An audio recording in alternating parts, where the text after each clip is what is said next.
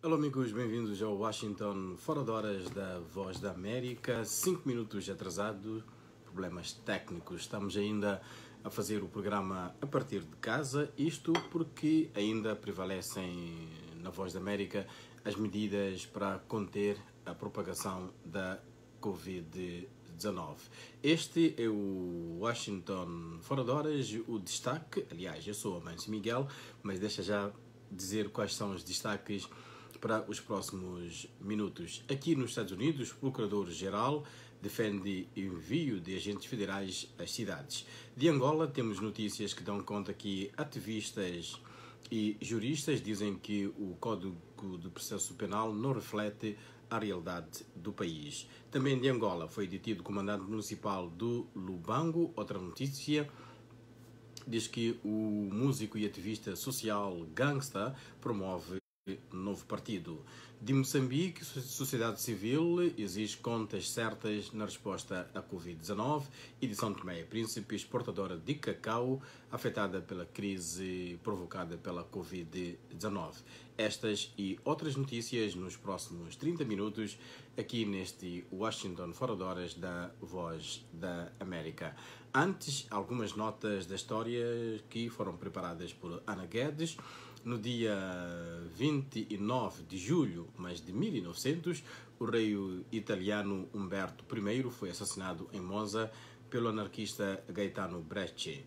Em 1948, também no dia 29 de julho, os primeiros Jogos Olímpicos após a Segunda Guerra Mundial foram inaugurados no icônico estádio Wembley, na cidade de Londres.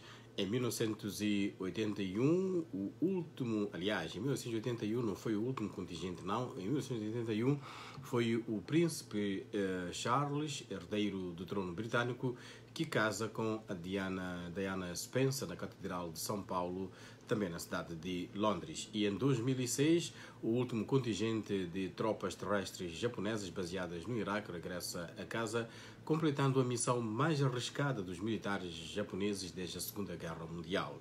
E em 2015, a Microsoft lança o sistema operacional Windows 10, Windows 10. E agora vamos às notícias, começando com uma breve nota que nos chega de Moçambique. A polícia disse hoje que um dos seus agentes baleou mortalmente um jovem que estava alegadamente a desobedecer às regras de estado de emergência no município da Matola. A vítima, de 27 anos de idade, foi baleada no domingo após envolver-se numa luta contra dois agentes da polícia que terão alegadamente o flagrado a consumir bebidas alcoólicas com um grupo de amigos num estabelecimento no bairro do Fomento, município da Matola. Esta é uma informação que foi dada à imprensa pelo chefe provincial de Relações Públicas da Polícia na Matola, Joarce Martins. Ele acrescentou que o agente está detido e o caso está agora na Procuradoria-Geral da República. Moçambique tem 1.620 casos da Covid-19. Aliás, sobre a atualização dos casos da Covid-19, mais adiante nesta emissão teremos os números dos vários países de língua portuguesa no continente africano. E vamos continuar agora uma notícia aqui dos Estados Unidos. O Procurador-Geral, equiparado a Ministro da Justiça, defendeu nesta terça-feira a decisão do governo de enviar agentes federais para repor a ordem em cidades onde há protestos violentos e contra o património federal. William Barr respondeu a perguntas dos representantes no Comitê de Justiça da Câmara e negou acusações de que abusou do seu poder para ajudar amigos próximos do presidente Donald Trump com vista à eleição presidencial de 3 de novembro. Gerald Nadler, presidente do comitê, iniciou a audiência com comentários ácidos dizendo a Barr: o seu período é marcado por uma guerra persistente contra o cerne profissional do Departamento de Justiça num esforço aparente de obter favores para o presidente. Barr reagiu dizendo que sente liberdade completa para fazer o que acha certo. A audiência foi o primeiro depoimento de Barr ao Comitê Judicial da Câmara desde que assumiu o cargo em fevereiro de 2019 e ocorre num momento no qual o seu ministério é criticado por enviar agentes federais para dispersar manifestantes à força em Portland e na capital Washington. Barr rejeitou a afirmação de Nader de que a mobilização de agentes federais é uma tentativa de fortalecer a campanha de reeleição de Donald Trump. Ele também negou ter agido para ajudar próximos de Donald Trump e disse que eles não merecem tratamento especial, mas que também não deveriam ser tratados com mais dureza do que outros acusados. Na semana passada, o órgão interno de supervisão do próprio departamento iniciou investigações sobre o envolvimento federal nos protestos de Portland e Washington. O advogado John Anderson defende a decisão de enviar mais 35 agentes federais para Albuquerque, no estado do Novo México, para combater crimes violentos, pedindo ao presidente camarário democrata na cidade que aceite o envio. Em carta ao presidente camarário, ele reiterou que os novos agentes conduzirão atividades de combate ao crime clássico, reforçando as forças-tarefas federais existentes em Albuquerque. O presidente Donald Trump e o procurador-geral dos Estados Unidos, William Barr, anunciaram na semana passada o novo destacamento policial com garantias de que não envolveria agentes em equipamentos táticos como os usados para confrontar manifestantes em Portland, no Oregon, onde as manifestações se transformaram em violência. O plano foi recebido com cautela pela governadora do Novo México, Michelle Grisham, que disse que os agentes devem ser monitorados para evitar violações dos direitos civis. O presidente Donald Trump diz que quer combater o aumento do crime em cidades como Chicago e Albuquerque, enquanto concorre à reeleição sob um manto de lei e ordem, pintando as cidades lideradas por democratas como fora do controle. Daqui a pouco, notícias de Angola, mas aqui vou fazer uma pausa para saudar os nossos amigos que acompanham o Washington Fora de Horas aqui neste nosso Facebook, mas também na plataforma YouTube. Garcia Gussungana Sparks Lopes manda um emoji com um abraço muito bonito, um abraço para toda a equipa da Voz da América, mas também para todos aqueles que seguem este Washington Fora de Horas. O Mamad Iqbal Daoud, em Climane, diz o seu habitual alô, alô Mamad, um grande abraço. Um dia voltamos a tomar um café. Lulenga António Vitória Nossa segue o programa Washington Fora de Horas e diz boa tarde, irmãos nossos, e diz paz, deseja muita paz. Sebastião Domingos Simão está ligado ao programa a partir de Lisboa, em Portugal, e diz alô, companheiros.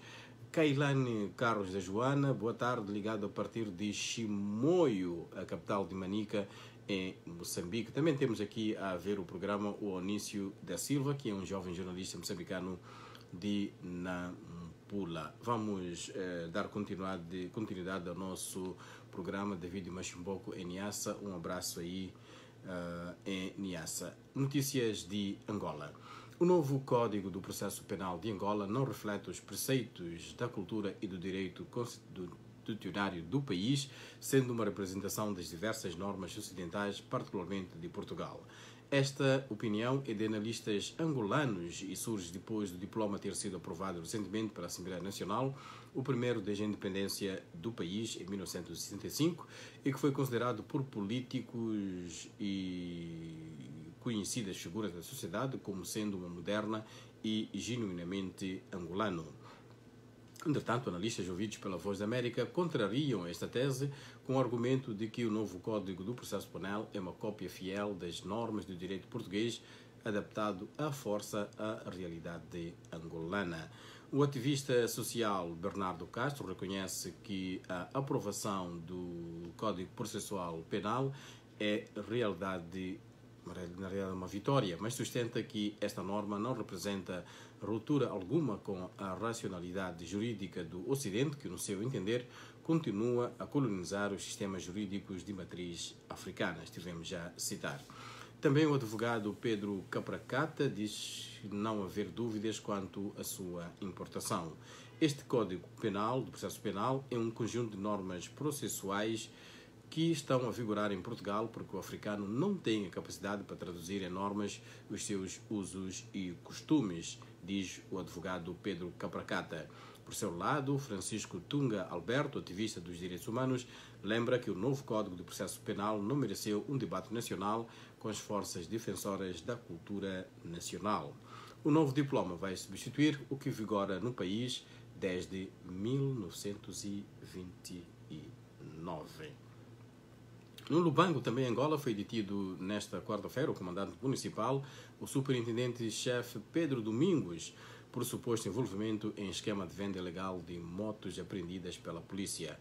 Segundo reporta a agência angolana de notícias, ANGOP, o superintendente foi arrolado ao processo durante o interrogatório de 2 dos seus oficiais detidos há uma semana, um inspetor e um subchefe que venderam 24 motorizadas apreendidas.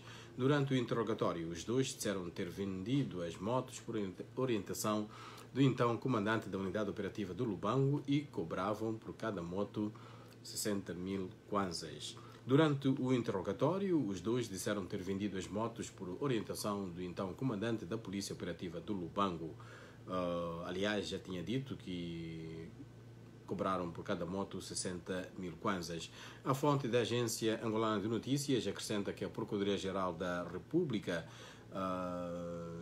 interrogou depois Pedro Domingos, após o que lhe foi aplicada a medida de coação pessoal de prisão preventiva. O Procurador-Geral da República na província da Huila, Daniel Lumango, confirmou as detenções, mas recusou-se a avançar detalhes porque o processo decorre em segredo de justiça. E agora, ligações que têm a ver com a música e também com a política. O músico e radialista e ativista social angolano Nelson Adelino Dembo, conhecido por Gangsta, prepara-se para avançar para a criação de um partido político. Não é exatamente um partido de jovens, mas vamos ter jovens e mais velhos. Apenas é que são os jovens que estão a impulsionar, explicou Gangsta. Para a legalização do partido, o Partido Dembo diz que nas próximas semanas será entregue ao Tribunal Constitucional um processo de reconhecimento da Comissão Instaladora para facilitar a recolha de assinaturas dos apoiantes da futura formação política. Gangsta afirma que é preciso que se olhem para as comunidades com preocupação de desenvolvimento. Ele diz: o Kazenga, Sambizanga, Xindovava devem ser vistos como uma extrema importância e é importante nos revermos nos problemas do povo.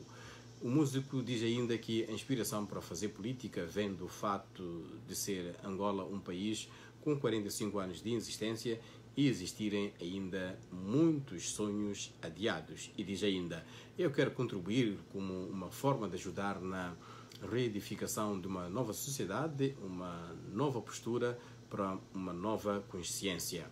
Gangsta reconhece estar ciente das dificuldades porque passa a belos vucu-vucu e diz também que é também importante chamar a atenção às instituições, mas estamos confiantes de que se fizermos um bom trabalho seremos legalizados. Quem também em Angola anunciou recentemente a intenção de promover um partido político é o rapper brigadeiro 10 Pacotes, que decidiu avançar com um projeto político denominado Cidadãos Revolucionários Nacionais para a Transformação da Estrutura Social, Partido dos Jovens, simplesmente Crentes PJ. Por seu lado, o conhecido político Abelcho Vucu-Vucu viu mais uma vez chumbada a sua iniciativa partidária. Refira-se que desde a tomada de posse de João Lourenço, nenhum partido foi legalizado em Angola. O país tem 11 partidos políticos e uma coligação eleitoral. E agora tem pelo menos 2 músicos na corrida. Não é o primeiro caso no mundo em que os músicos metem-se na política. Aqui mesmo nos Estados Unidos, Kanye West faz a sua campanha e quer se tornar presidente, claro, se tiver a votação. Já no continente africano, outras figuras que não são das lides políticas tradicionais tornaram-se presidentes. O caso de George Weah, que lidera o seu país e no meio de uma e outra crítica tem comandado o seu barco. Vamos continuar com mais notícias, mas antes um olhar para os nossos amigos que estão a seguir o programa aqui no Facebook. Eu consigo ver o David Machimbuco, que está em Niassa, no lago em particular, ali na fronteira com Malawi. a acompanhar. Muito obrigado por esta informação, de estar a acompanhar de forma clara e limpa o programa. Esta é uma informação muito importante porque queremos saber onde chegamos e com que qualidade chegamos. Muito obrigado, David de Machimbuco. O Pedro Marina manda um abraços. Fernandes Zita, ligado a partir de Brasília, a capital do Brasil. Teremos adiante notícias também do Brasil. E Boa Vida Djedje, ligado a partir da Matola, em Moçambique. Laurindo Nanque está a acompanhar a Voz da América e faz questão de exibir aqui a bandeira, creio que é da Guiné-Bissau. É da Guiné-Bissau, diz que está em Baltimore, aqui em Maryland, Estados Unidos. Exatamente. Vamos agora a Guiné-Bissau. Um grupo de cidadãos guineenses manifestou-se ontem em Bissau contra o assassinato do ator Bruno Candé no passado dia 25 em Portugal. A manifestação teve lugar junto à Embaixada de Portugal em Bissau, tendo alguns dos participantes associado o assassinato ao racismo. Vladimir Vitorino Gomes disse em nome do grupo que não fomos recebidos, infelizmente, pelas autoridades de Portugal na sua embaixada. Para ele, isso demonstra que Portugal está a compactuar-se, ou seja, está a patrocinar atos de racistas, e o que nós, enquanto cidadãos do mundo, não podemos aceitar. O grupo agendou para a próxima sexta-feira, dia 30 de julho, mais uma manifestação em frente da Embaixada de Portugal em Bissau. Bruno Candé foi morto em Moscavide, Concelho de Loures, no último fim de semana. A imprensa de Lisboa reportou que o suspeito assassino, de cerca de 80 anos, está em prisão preventiva depois de ter sido ouvido no Tribunal de Loures. Este é o Washington Fora de Horas da Voz da América. Vamos continuar com mais notícias. Voltamos agora a Moçambique. O Fórum de Monitoria Orçamental, FMO, lança hoje, quarta-feira, dia 29, a iniciativa Resposta à Covid-19 com contas certas. E a organização diz que tal visa reforçar a transparência e garantir que os apoios captados pelo governo cheguem aos grupos mais necessitados da população. Moçambique tem estado a receber recursos para a resposta à pandemia da Covid-19, tal é o caso do pacote de 309 milhões de dólares americanos aprovados pelo Fundo Monetário Internacional. Mas o Fórum de Monitoria do Orçamento diz não haver transparência na gestão desses fundos. Adriano Novunga, que coordena aquele grupo, disse que desde lá a esta parte o governo tem estado silencioso na estratégia, na priorização de utilização deste dinheiro. Já não há discussão com a sociedade civil sobre o que está a fazer com o dinheiro. Palavras de Adriano Novunga, que coordena o Fórum de Monitoria do Orçamento em Moçambique. Já André Manhissa, do Centro de Aprendizagem e Capacitação da Sociedade Civil, diz que a iniciativa Resposta à Covid-19 com contas certas irá abranger a monitoria dos fundos previstos no Orçamento do Estado para a mitigação da pandemia. Por outro lado, o Fórum de Monitoria do Orçamento questiona a transparência na adjudicação das obras para a melhoria das condições sanitárias nas escolas, definida pelo governo para o regresso à normalidade. Novunga alerta também que já há sinais de valores exorbitantes e que, noutros países, os recursos para a resposta à Covid têm estado a ser roubados e desviados pelos dirigentes. Por outro lado, a sociedade civil moçambicana diz que o Estado não olha para os mais vulneráveis e Agostinho Machava, do Centro para a Democracia e Desenvolvimento, disse que já vimos várias ações para ajudar as empresas, mas não vimos nenhuma medida para ajudar as famílias pobres. Esta é uma afirmação de Agostinho Machava, do Centro para a Democracia e Desenvolvimento. Coloca a mesma pergunta a quem segue este Washington Fora de Horas. Qual é que é a sua opinião? Como é que é a resposta à Covid-19, não só em Moçambique, mas também noutras partes do mundo?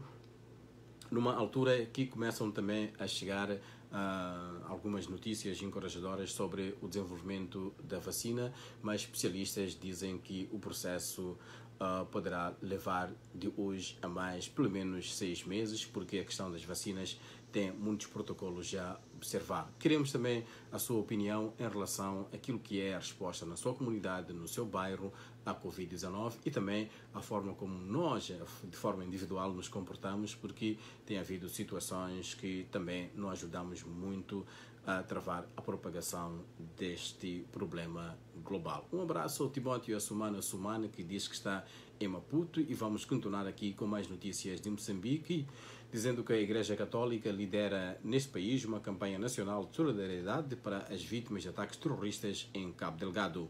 O movimento Juntos por Cabo Delgado pretende juntar bens e harmonizar as ações a favor da população forçada a abandonar as suas zonas de residência e a viver em condições tidas como desumanas. Dom Luís Fernando Lisboa, bispo de Pemba, disse ao diário O País de Maputo que as vítimas não param de chegar às zonas seguras e a ajuda é insuficiente, especialmente a comida. A coordenação da ajuda é feita pela Caritas Diocesana, uma organização humanitária da Igreja Católica. Mais de 200 mil pessoas fugiram das suas zonas nos últimos anos dos distritos mais a norte de Cabo Delgado, desde que iniciaram os ataques em 2017. Mais de 1000 pessoas foram mortas por um grupo de insurgentes. Aliás, falando da questão de insurgentes, hoje na nossa emissão de rádio, o Álvaro Lugero Andrade vai trazer uma conversa com um investigador que estuda a situação de Cabo Delgado e vai trazer também a sua leitura em relação a esta situação. Na nossa página da internet temos uma secção inteira dedicada à questão de Cabo Delgado. Basta colocar www.voaportuguês e começar a navegar. Vai encontrar uma secção que fala especificamente de Cabo Delgado, ou ainda no nosso motor de busca pode colocar Cabo Delgado e aí vai ter vários artigos que podem ajudar a compreender a insurgência em Cabo Delgado, uma situação que também os cientistas, aqueles que estudam política, aqueles que estudam as ciências sociais ainda estão a tentar compreender. Voltamos com mais notícias e agora novamente a Guiné-Bissau. Os parceiros internacionais da Guiné-Bissau condenaram hoje o ataque perpetrado contra a rádio Capital FM na capital Bissau por um grupo de homens armados, salientando que violam a liberdade de expressão e o direito à opinião.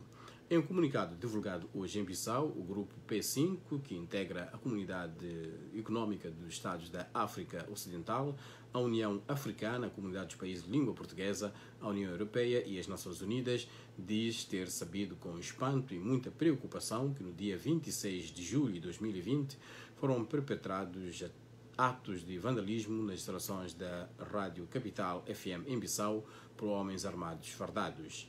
Tais atos, que violam a liberdade de expressão e o direito à informação das pessoas, são repreensíveis no Estado de Direito e minam seriamente a liberdade de opinião, que é fundamental dos Estados democráticos, diz o grupo P5.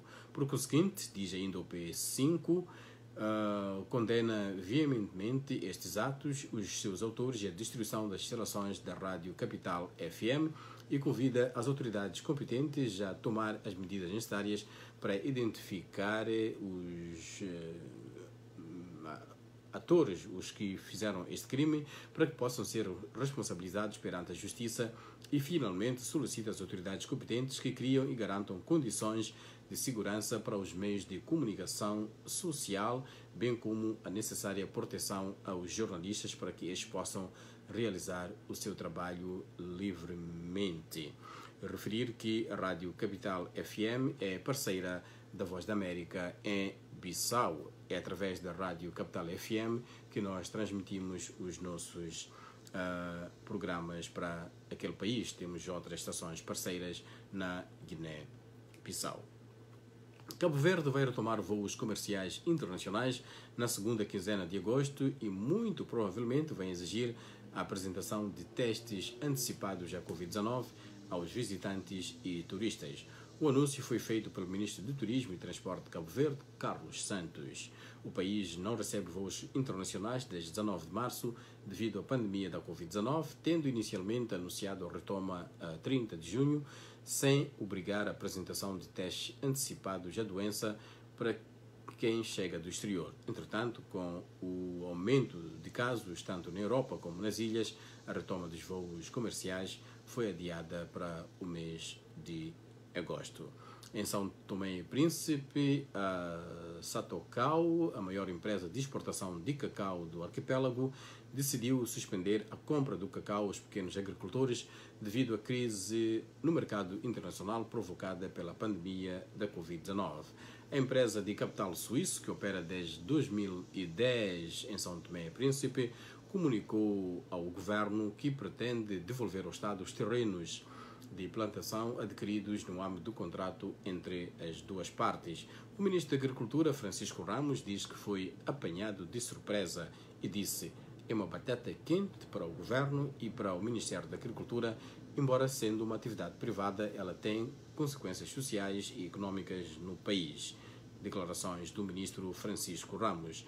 A decisão da Satocao, numa altura em que se aproxima a época de grande colheita do cacau, está a deixar centenas de pequenos e médios agricultores sem rendimento. Na nossa emissão de rádio, a partir das 17 horas de São Tomé e Príncipe, teremos uma reportagem do Oscar Medeiros sobre esta situação naquele país, que os agricultores dizem que terão de deitar fora o cacau porque a principal empresa que comprava para depois exportar não pode fazer o mesmo, e também numa altura em que a Casca Limitada, uma outra empresa de exportação de cacau de São Tomé e Príncipe, também suspendeu a compra do produto aos pequenos agricultores pelas mesmas razões.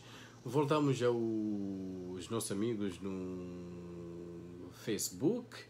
O Costa Alberto está em Gaborone, no Botsuana, a seguir o Washington fora de horas. O Marcolino Salicuto está em Lubito, Angola. O Timóteo Assumana Assumani está em Maputo, cidade. Laurindo Mac Nank, que é um super fã, está a seguir, diz que todos sabem quem são os mandantes de crime, faz um comentário em relação à notícia que passamos do vandalismo de que foi vítima a rádio Capital FM na cidade de Bissau. E o Ernesto Baloi faz questão de escrever em inglês, diz: I'm staying from Mozambique, quer dizer que está a seguir-nos a partir de Moçambique. O Narciso Miguel, devo declarar aqui que é meu irmão, diz que segue o programa em Nampula, Moçambique. O Vitor Reis, um colega de profissão, também segue o Washington fora de horas. Vamos voltar para as notícias. A todos que seguem o Washington fora de horas, o nosso grande abraço. Vamos voltar à atualização da Covid-19 nos vários países de língua portuguesa. Em Angola, teve ontem o maior número de infecções e de mortes em resultado da Covid-19, com registro de 50 casos positivos e 6 mortes num seu dia, o que acontece pela primeira vez em 4 meses. Neste mesmo dia, o país atingiu os 1000 casos positivos, com a província do Bengo a entrar para as estatísticas das regiões com casos de infecção pela doença, depois de Luanda, Kwanza Norte, Cunene e Kwanza Sul. Especialistas reprovam, entretanto, as estatísticas do Ministério da Saúde e defendem mais testes na comunidade para se ter uma ideia mais clara sobre a real dimensão da doença no país. O número de mortes no país representa quase 4% da mortalidade, enquanto a OMS estima um rácio global de 2%. O secretário de Estado de Saúde, Franco Mufinda, diz que 24 pessoas foram dadas como recuperadas, mas 15 doentes estão em estado grave. Na nossa emissão de rádio teremos detalhes sobre esta situação de Angola. É a partir das 18 horas de Angola que a nossa emissão de rádio passa, mas é uma emissão que está presente na internet. Basta escrever VOA Português, vai ter a emissão de hoje, também a emissão de outros dias. Nos demais países lusófonos, em África, cujos dados não foram atualizados até agora, Cabo Verde registrou ontem mais 26 infectados e o número subiu para 2.354. Moçambique teve mais 19 casos ontem e passou a ter 1.720 casos. A Guiné-Bissau não atualiza os dados há mais de uma semana e no último número que temos é de 1949, enquanto que São Tomé e Príncipe até ontem tinha 860 infecções da Covid-19. Agora, notícias do Brasil. A Polícia Federal realiza hoje uma operação contra o tráfico internacional de armas em 8 estados. As investigações apontam que as armas eram importadas de forma ilegal do Paraguai e distribuídas no país. A operação foi batizada de Mercado das Armas. Os 25 mandados de busca e apreensão e o mandado de prisão autorizados pela 13ª Vara Federal de Curitiba são cumpridos em 8 estados. Pelo mundo, no Quênia, a polícia prendeu um homem procurado pelos Estados Unidos por tráfico de marfim e chifre de rinoceronte na cidade de Mombasa, proveniente do Iêmen. Abubakar Mansur Mohamed Surur foi detido por supostas ofensas relacionadas ao marfim depois de ele ter tirado fotos junto de um avião fretado, anunciou hoje numa rede social a Direção de Investigações Criminais. No Zimbábue, a polícia assinou hoje um acordo de indemnização no valor de 3.500 milhões de dólares a agricultores brancos cujas terras foram desapropriadas pelo executivo do anterior presidente Robert Mugabe. O acordo foi rubricado pelo ministro das Finanças Mthuli Ncube e da Agricultura Opa Mchunguri Kashiri, do lado do governo, e do outro sindicato de agricultores e um consórcio estrangeiros que realizavam as avaliações. No Iêmen, separatistas anunciaram hoje que renunciam à autonomia do sul do país e se declararam dispostos a colocar em prática um acordo de paz que prevê a divisão do poder desta região. O anúncio foi feito numa rede social pelo porta-voz do Conselho de Transição, Nizar Haytham, que, desta forma, aceita o compromisso estimulado pela Arábia Saudita e Emirados Árabes Unidos. O plano prevê que o primeiro-ministro iemenita forme um governo nos próximos 30 dias e um governador para Aden, capital do país, onde os separatistas estabeleceram a sua base. Caminhando para o final, vamos ver os trendings do dia de hoje, isto nas redes sociais. Começamos pelo Twitter. A hashtag mais popular é Nobody Likes Me, em referência às palavras do presidente Donald Trump na conferência de imprensa de terça-feira sobre as sondagens que indicam que o presidente americano está a perder popularidade entre os eleitores. Trump falava na Casa Branca sobre a resposta à Covid-19. O presidente disse que a Casa Branca trouxe a sua equipa o médico Anthony Fauci, bem como o Dr. Birx, que são tidos em grande consideração e que, apesar dele e da Casa Branca terem seguido as orientações desses dois médicos muito respeitados, toda a gente gosta desses médicos, mas ninguém gosta dele. Daí a razão do presidente Trump ter criado a hashtag Nobody Likes Me. Ninguém gosta de mim. Trump diz que isso só pode ser por causa da sua personalidade. Por isso, o hashtag Nobody Likes Me ou Ninguém Gosta de Mim está popular nas redes sociais aqui nos Estados Unidos. No Facebook, o post mais popular tem a ver com a felicidade e perspectiva. O post é do ator Will Smith, que publicou uma fotografia de duas crianças num pódio. A criança que ficou em terceiro lugar não cabe em si de contente e a que ficou em primeiro olha para ela em lágrimas, mostrando alguma tristeza. Na descrição da foto está a frase "Felicidade é um estado de espírito". É um bom post para motivação nesta quarta-feira. Juro e prometo que vou olhar para este post do Will Smith. No Instagram, a publicação trending nas últimas horas nas primeiras horas, aliás, últimas horas não é possível, estou para terminar o dia antes da hora. Nas primeiras horas deste 29 de julho, pertence à cantora Billie Eilish. A cantora anunciou que My Future está disponível amanhã, o que significa que os fãs hoje não vão dormir de ansiedade por ouvir o que a Billie preparou nestes primeiros meses de confinamento. Perto de 6 milhões de fãs gostaram desta publicação. Dizer que logo que a música sair, começam as vendas e a Billie Eilish começa a encaixar algum dinheiro na sua conta. No motor de busca Google, a referência a nomeações aos Emmy lidera os tópicos pesquisados nas primeiras horas de hoje, depois de terem sido anunciados na noite de ontem quem são os nomeados aos Emmy. Os Emmys são os prémios mais esperados da indústria de televisão e premiam as melhores séries de televisão, talk shows e documentários, incluindo os serviços de streaming, aqueles que vão pelas plataformas de internet e que também podem ser vistos na televisão, mas que não são as televisões tradicionais. A Netflix lidera as nomeações com 160 candidatos. Taylor Swift, estamos a falar de YouTube. Taylor Swift mal lançou o seu novo álbum Folklore e já pode começar a registrar sucesso. O videoclipe de Cardigan, disponível no YouTube, há 5 dias, tem mais de 31 milhões de visualizações. 31 milhões. Com um dia de plataforma, o trailer de After We Collided está perto dos 2 milhões de visualizações. O filme baseia-se no best-seller After e segue a vida de Hessa depois do fim da relação.